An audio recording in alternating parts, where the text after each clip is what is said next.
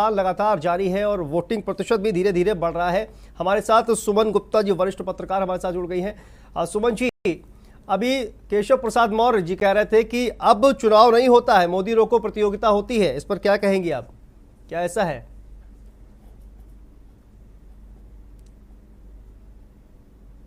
सुमन जी, लोग ऐसी बातें कहते हैं, वो स्वयं भी उस लोकतंत्र में भागीदारी कर रहे हैं। ये एक बड़ी अच्छी बात है, इस तरीके की बातें भी कह रहे हैं और लोकतंत्र में भागीदारी भी कर रहे हैं। मेरा तो मानना है कि लोकतंत्र में जितनी अच्छी और अधिक से अधिक लोगों की भागीदारी होगी उतना ही अच्छा रहेगा। जी बिल्कुल। और ओम प्रकाश राजभर पर भी उन्होंने एक कमेंट किया। उन्होंने कहा कि भाजपा की वजह से ही विधानसभा का मुंह देख पाए हैं वो। अब देखिए, भाजपा के लिए कितना मजबूरी बन गए थे ओम प्रकाश राजभर जी, और कि उनको उन्होंने मिनिस्टर भी बनाया, उसके बाद में उनको हटाया भी, और जब वो दूसरे खेमे में चले गए हैं तो आज वो दूसरी बातें हो रही हैं। इनके खेमे में रहे तो बहुत अच्छी बातें हैं, दूसरे खेमे में चले जाए तो दूसरी बातें हैं।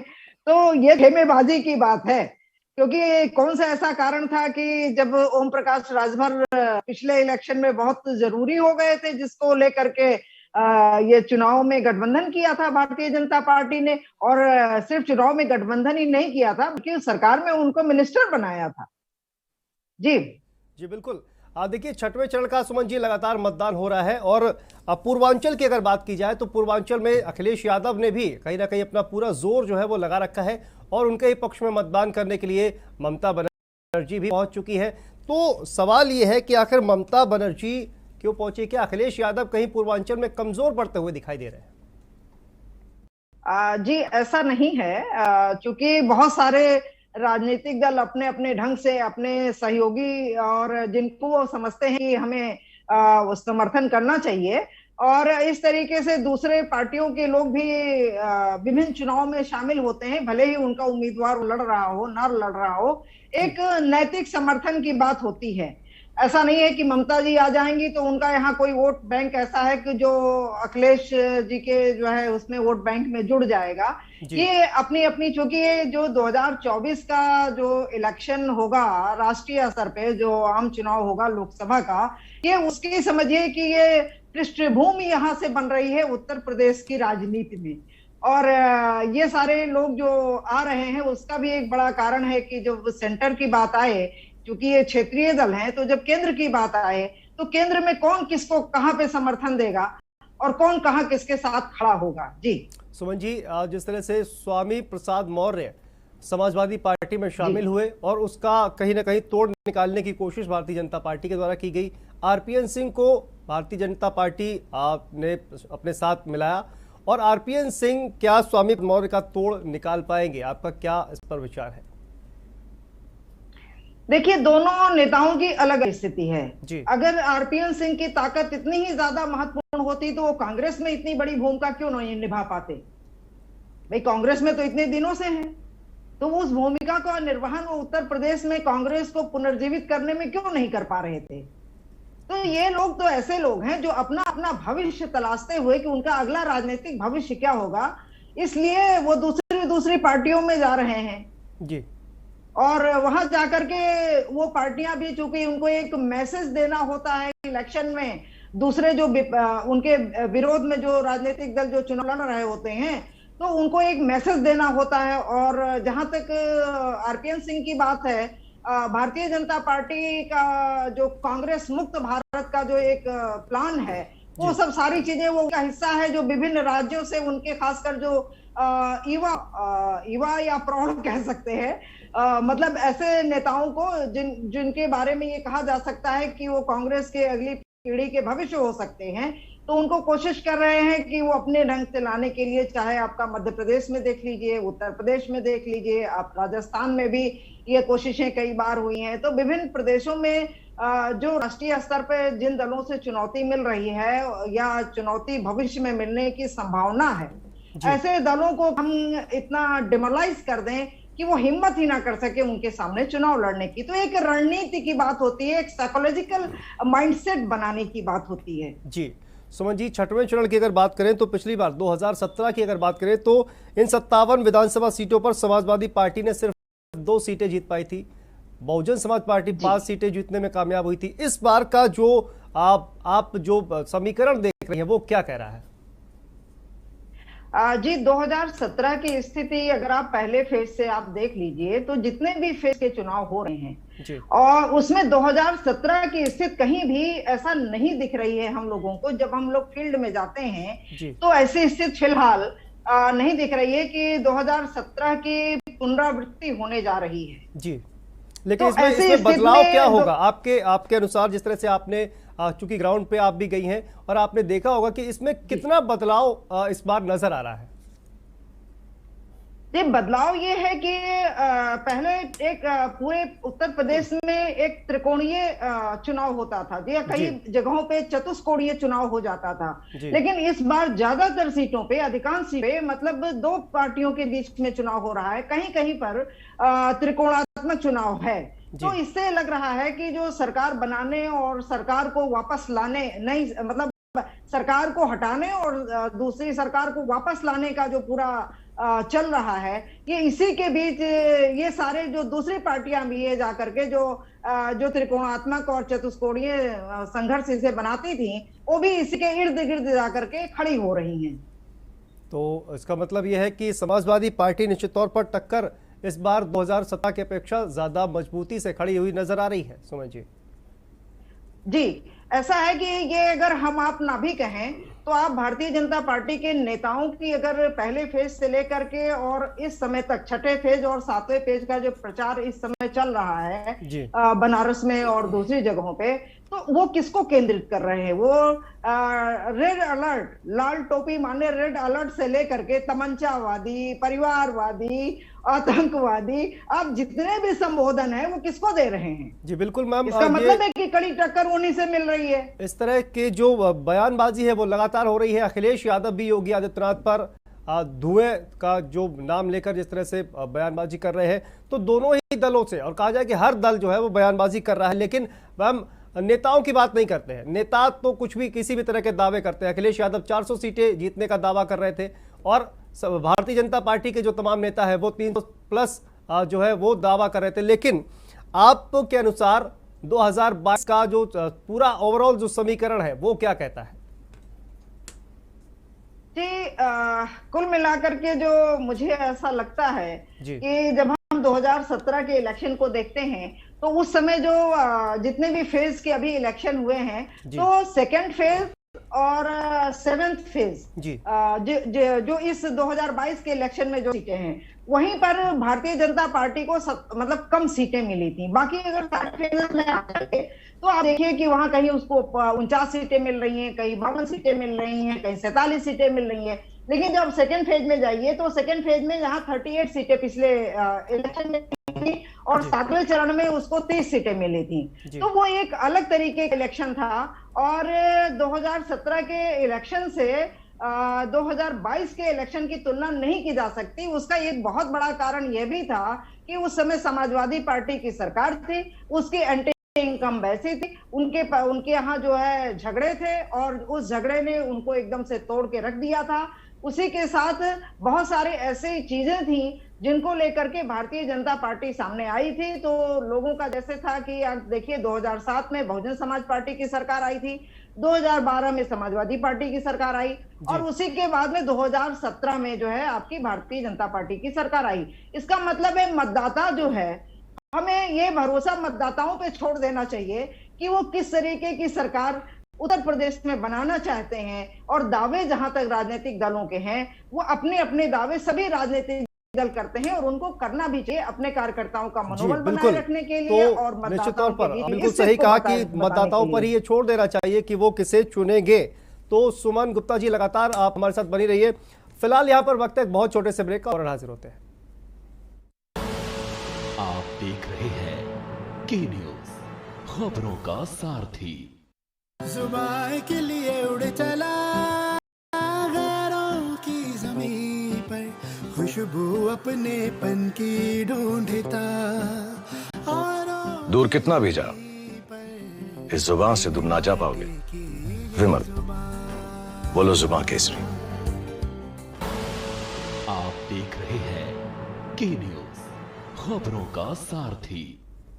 और ब्रेक के बाद एक बार फिर से आप सभी का स्वागत है। तो छठवें चरण का जो मतदान है वो लगातार जारी है और जैसे जैसे मतदान की प्रक्रिया आगे बढ़ रही है वैसे वैसे मतदान का प्रतिशत भी लगातार बढ़ रहा है। तमाम जो नेता है वो भी वोट डाल चुके हैं, तमाम दिग्गजों ने वोट डाला है और तमाम दिग्गजों की प्रतिष्ठा भी इस बार दांव पर लगी है। और इसी पर बातचीत करने के लिए सुमन गुप्ता जी, वरिष्ठ पत्रकार, हमारे साथ लगातार बनी हुई हैं। उनसे बात करते हैं। सुमन जी, जिस तरह से आपने कहा कि एंटी इनकम्बेंसी की वजह से समाजवादी पार्टी को नुकसान हुआ, तो भारतीय जनता पार्टी को एंटी इनकम्बेंसी की वजह से 2022 में कितना नुकसान होने वाला है, कितनी सीटों का नुकसान होगा, आपका आकलन क्या कह रहा है? जी, मैं सीटों की बात तो नहीं करती हूँ, लेकिन एंटी इनकम्बेंसी हर सरकार की होती है और उसको डैमेज कंट्रोल के लिए सरकारें अपने अपने ढंग से करती हैं।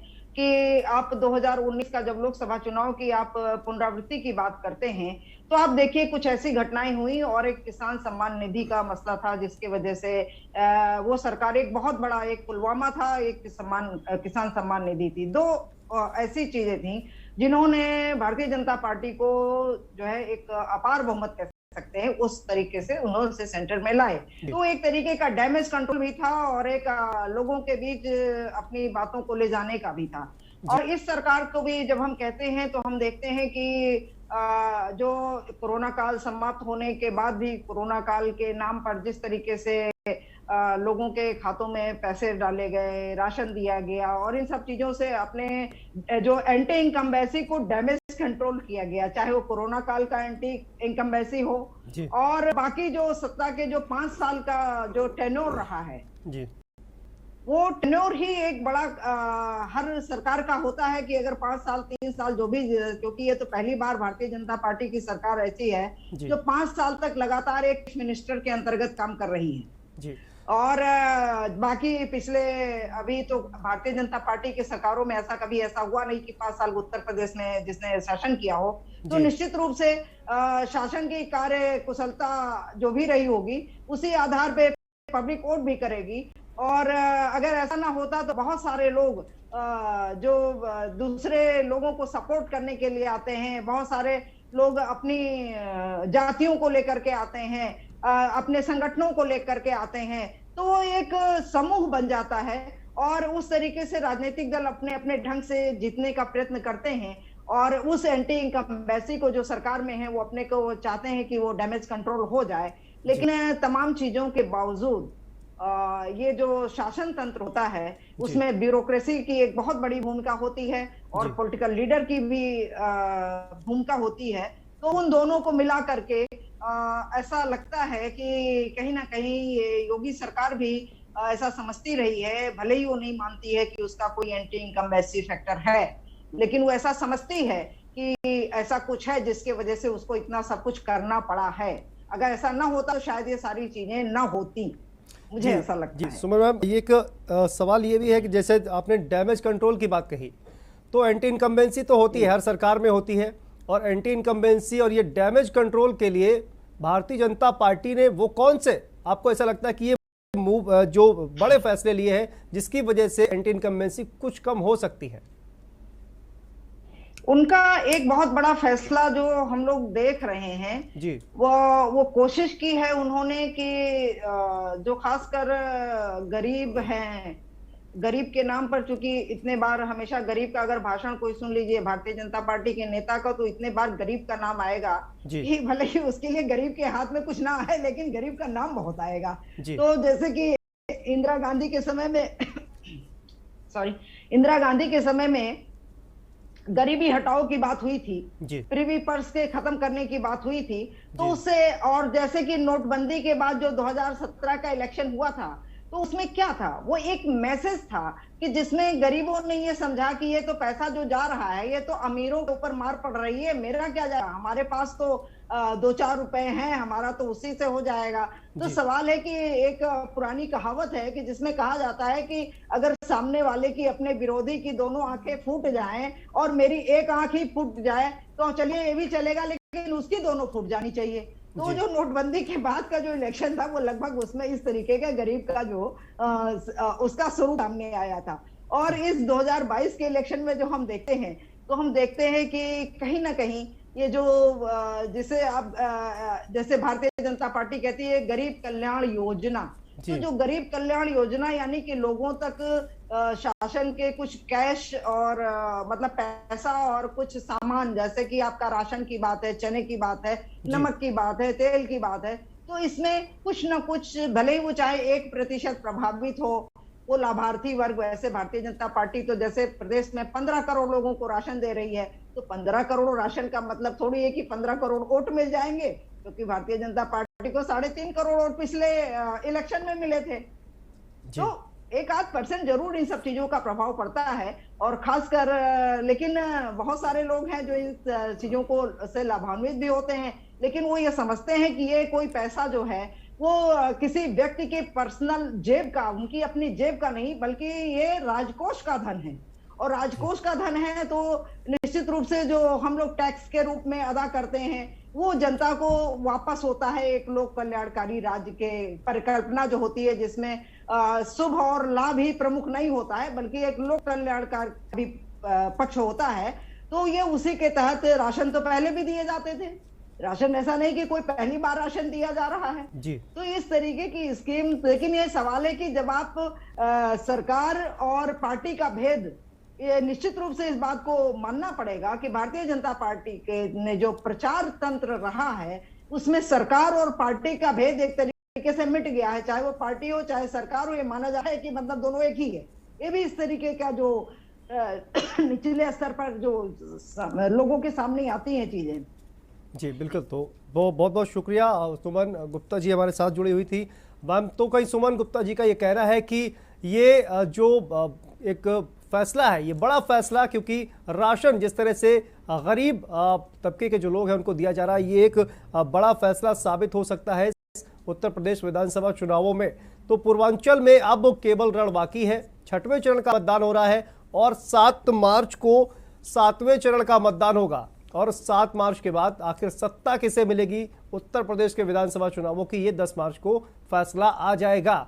तो ये लगातार जो चुनाव है वो, जो मतदान है वो जारी है, और मतदान प्रतिशत भी धीरे धीरे बढ़ रहा है, और आगे भी उम्मीद ये की जानी चाहिए कि जब तक 6 बजे तक जब तक मतदान होगा तब तक जो चुनाव का प्रतिशत है वो भी कहीं ना कहीं बढ़ जाएगा।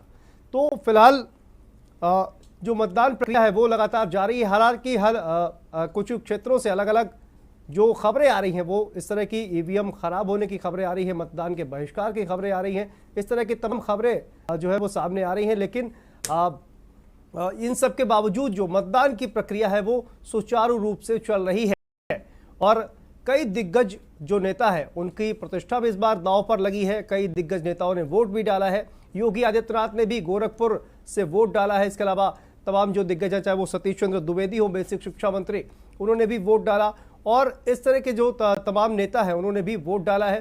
तो वोट दिग्गजों ने डाला है, और साथ ही मतदान की अपील भी करते हुए नजर आए हैं। न सिर्फ नेता चुनाव की मतदान की अपील करते हुए नजर आए, बल्कि जो आम मतदाता हैं, जो आम नागरिक हैं, वो भी जनता से वोट की अपील करते हुए नजर आए हैं। तो ये 6ठे चरण का जो मतदान है वो लगातार जारी है, और आज शाम 6 बजे तक ये पूरा जो मतदान है वो जारी रहेगा, और मतदान जो है वो जारी रहेगा। उत्तर प्रदेश का जो ये विधानसभा चुनाव है, 6वें चरण का मतदान, यहाँ पर 10 जिलों की 57 विधानसभा सीटों के लिए मतदान जो है वो लगातार जारी है, और 57 विधानसभा सीटों पर ऐसे भी बहुत सारे दिग्गज हैं जिनकी जो प्रतिष्ठा है वो कहीं ना कहीं दांव पर लगी हुई है। और जिस तरह से हमने अभी बात की, तो कई ऐसे मूव है जो बताए गए हैं जो कहीं ना कहीं बहुत ज़्यादा फायदेमंद हो सकते हैं। तो यहाँ पर वक्त है एक छोटे से ब्रेक का, और ब्रेक के बाद फौरन हाजिर होते हैं।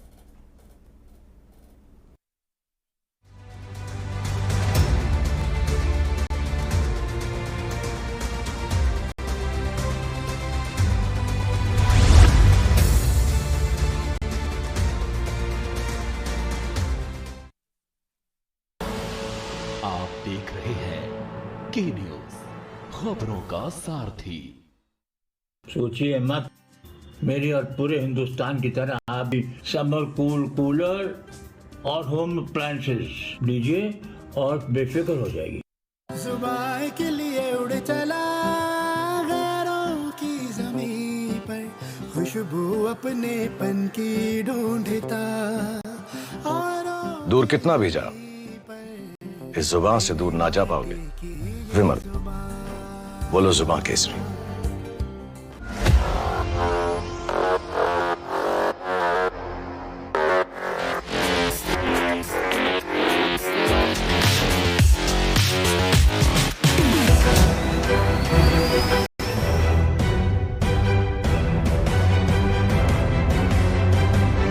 नमस्कार, अभिवादन आपका। मैं दुर्गेंद्र चौहान हूं। करें अपने जीवन को कृतार्थ, सुने श्रीमद् भागवत कथा रोज प्रातः 6 बजे मेरे साथ सिर्फ के न्यूज इंडिया में।